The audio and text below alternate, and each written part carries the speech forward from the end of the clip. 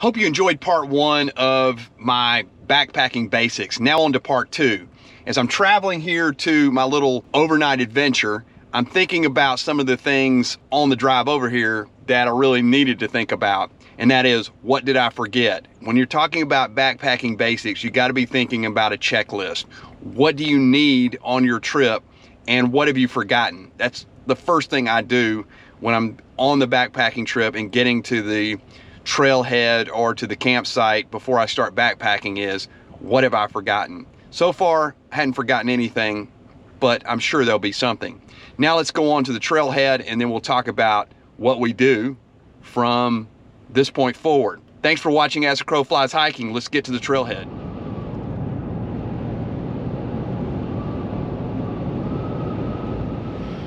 As we talk about backpacking basics, we're at the trailhead. I got with me Gone Feral with Squidly, one of my favorite backpacking buddies. We're gonna do an overnight and I'm gonna be talking about backpacking basics. So when you get to a trailhead, you gotta be thinking, what have you forgotten? Where you're going? Have you gotten a route planned? Do you have maps? All those things are important for backpacking basics, but also what's in your pack. We've already talked about what's in your pack in part one. Now we're getting on the trail. So we have a plan. We're going on a loop. That's what we decided. You may do an out and back. You may do all kinds of things. What other things can we talk about, Squid, for backpacking basics at the trailhead when we start? Well, at the trailhead, you actually before you get here, you need to have let someone back home know where you're going so that if things don't go right on this loop or out and back, that they'll know where to look for you. That's a great point. Maybe you have some sort of Garmin or GPS device, maybe you have an SOS device, but you got to recognize that you may not have cell site at the trail. You've got to be thinking about, do people know where we are? And do I have an access road to get out? Maybe you have an alternative plan if things don't work out. This is all part of the backpacking basics. Let's get started on the trail and we'll have some other things to talk about basics. Now we're on the trail and it's important to talk about some of the basics of being on the trail. Number one, you want to make sure that your setup is adjusted the way you want it. Your pack is strapped down so that you feel comfortable. It's sitting on your hip bone. Your shoes are tied and they're fastened properly so that you don't get blisters, because the last thing you want to do in a backpacking basic situation is get blisters. Now you want to navigate the trail. Make sure that you are stepping on the right places. The last thing you want out here is to turn your ankle or to have an injury. So with leaves, as we're out here in the winter, you want to make sure that you're using your trekking poles, if that's what you use, and you're following the trail. As we follow the trail, I'm looking for blazes. This is backpacking basics, so 101. For those that do this all the time, this will seem very simple. But yes, am I looking for blazes on the trail? I'll show you what up here in a minute, but you want to make sure that as you go down the trail, you're looking for blazes and you're not off on some side trail and getting lost.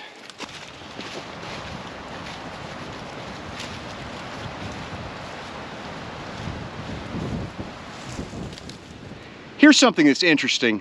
Squidly and I came across this campsite as we were hiking. As you can see, there's a problem here. They left the fire smoking. And as part of backpacking basics and leave no trace principles, you should always, number one, pack out your aluminum or metal and don't leave it in the fire. But number two, don't leave a fire that's still smoking. If it's too hot to touch, then it's too hot to leave. We're sitting here by a stream. There's a stream over there behind Squidly. And that stream would be very easy to get some water and just simply put this fire out. So backpacking basics, a very strong principle is don't leave a fire burning. It can cause issues with the environment and certainly could start a forest fire. So we will do our part here and put this fire out, leave it in the place where it can be left without concern that it could start a forest fire or it could be an environmental hazard.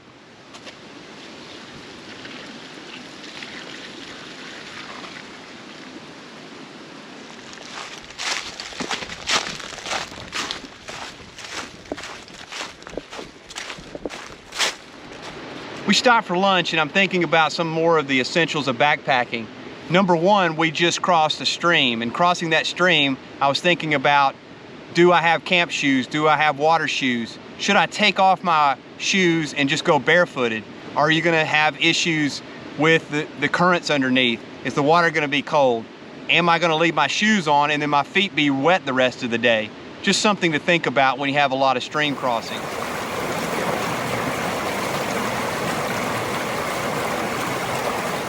Now, I'm thinking about lunch. Part of the essentials of backpacking is making sure during the day that you get enough calories. And I think it's important that you plan that out. Just randomly eating or without understanding of calories and nutrition and dietary needs is important, especially people that have other issues related to their dietary needs. So it's something to think about. And as you're using a lot of calories during the day, you want to make sure that your body is in tune with what it needs. So if you need more calories, by all means eat more calories, but bring a lunch or snacks or whatever you need to the appropriate mileage and the times that you need to stop during the day to eat. Because the last thing you want to do is be in a situation where your body is given out and you can't make it to the end of the day and then have to get help to get out. So just things to think about as far as the basics of backpacking. Now let's try to get to camp, and at camp we'll talk about some of the other things related to actually being out on the trail and the basics of backpacking.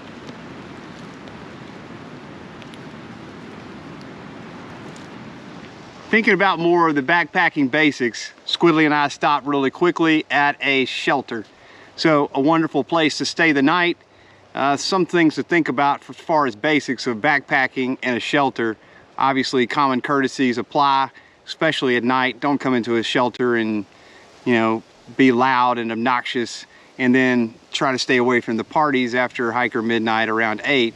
But a shelter is a great place, but it's not really to hang up your hammock and really not a place to put your tent in either. It's just a place to put your sleeping pad down, stay for the night, get up and get out. But be aware of others, I guess, is the main part of what I'd say with backpacking basics and the use of a shelter. It's a great place to have a meal, to get out of the weather, but you have to apply all the niceties of dealing with other people around the shelter. So something to think about in your backpacking basics as you start backpacking. Before we get to camp, let's talk a little bit about basic trail etiquette. The understanding of when you're hiking on a trail is that if people are going up a hill, the people that are going downhill need to give way to those people.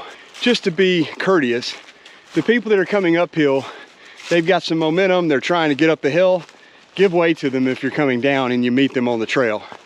Just the little things about backpacking basics that make first time backpacking a little more cool for other people. So now we're at camp and talking about the basics of backpacking. You want to find a flat place for your tent. If you got a hammock, obviously you're just thinking about the trees and the length and how you're going to set it up. But for me, I always carry a piece of plastic that goes under my tent. I just like the protection of my tent. I like to keep it as long as I can. But though my tent doesn't require it, I just like to have it. But it also gives me a layout of where my tent's going to be. But you want to find a place that's flat. You want to find a place that's dry. You don't want to wake up, as I've done before, in a puddle the next morning. But you also want to look up.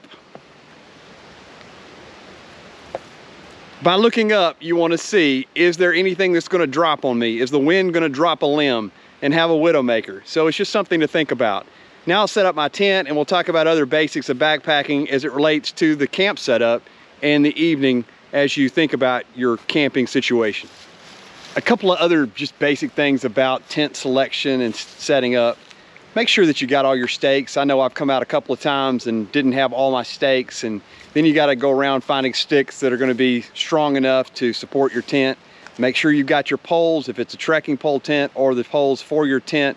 If it's a freestanding tent, then make sure that you've got your poles. Look for ground that is going to be soft enough and hard enough to support your stakes. And also make sure that if you purchase a tent, if you're a new backpacker, make sure you set it up before you come out. Done that a couple of times on some new tents, just got over anxious, took them out, and had a learning curve at the campsite. Just some things to think about. But as we go forward into the night, we're going to look at some other basics of camping at the campsite. I've done another video on how to build a fire, or at least some of my methods for building a fire. But when you're out at a campsite, it's important to get small wood, big wood, medium-sized wood, and some kind of kindling to build a fire. And then you just gotta go search for wood. Some campsites have a lot of wood, some don't. But Squidly and I found what we could. It's a little wet, and got a fire started. You wanna make sure that your fire is away from your tents. You wanna make sure that your ring is cleared out and that you don't have any debris around the ring so that you don't have any excess fire going away. Because we're in wet conditions, I don't think there's any possibility of that, but it's something to think about. So build you a fire ring around there, and usually do that at established campsites so that you're not creating more environmental hazards than have already been created in the past. This fire ring was already established, and so we just used it, cleaned it out, and started again. You want to make sure that you have all the types of wood, and then maybe a fire starter if you have some sort of Duraflame log or other types of fire starters that can get you going, especially in the cold temperatures, because a fire can help you stay away from hypothermia. Another one of the essentials of backpacking is related to your bear bag. As I mentioned in my first part of my video, is I have a 50-foot line of, I think it's Dyneema line, that I use with a rock, and I attach a rock in here and then throw my line over the top of a tree. Luckily, Squidly has already done that for us, so here is his bear line, if you can see it. The rock bag is attached here, and then it goes up and over the tree, and then you tie it off. Why is this essential? Because you don't want critters, bears, raccoons, squirrels, whatever, mice, to get into your food, and so we hang it from a tree.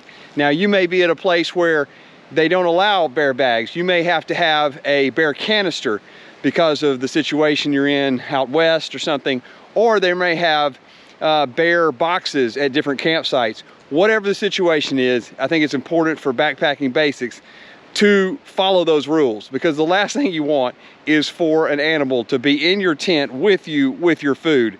That's a recipe for disaster. A couple of the last things that I'll talk about regarding the backpacking essentials deals with cooking. So I've shown you in the first video kind of what my cook set is, a Tokes 550 milliliter pot. That's typically what I use unless I'm cooking something other than some sort of Mountain House meal or Peak meal, where I just pour the water in and then heat it up using the bag to heat it. But other than that, I think it's important when you're dealing with your backpacking gear to know your stove. Practice using your stove before you go out, whether it's a small stove, a large stove. I typically use just a small Chinese stove, the BR 5000 or 500, something like that. But that little stove has lasted me for 3 or 4 years. It's had no problems. It's only a $20 stove, but I've gotten used to it over the years.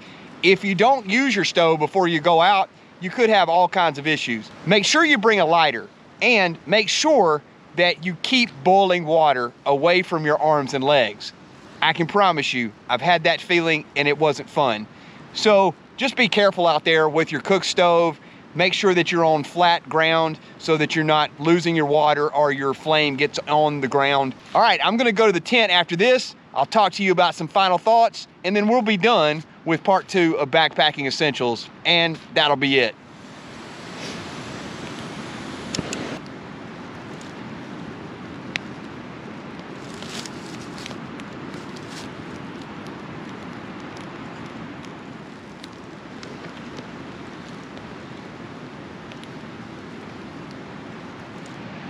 As I finish this backpacking basics video, I appreciate everybody that's tuned in for this first and second episode.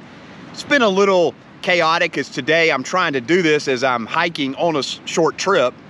But what I would say in relation to the final part of the day is, you get in your tent, you make sure that you've got everything situated in case there's a weather event during the night and everything's out of the weather.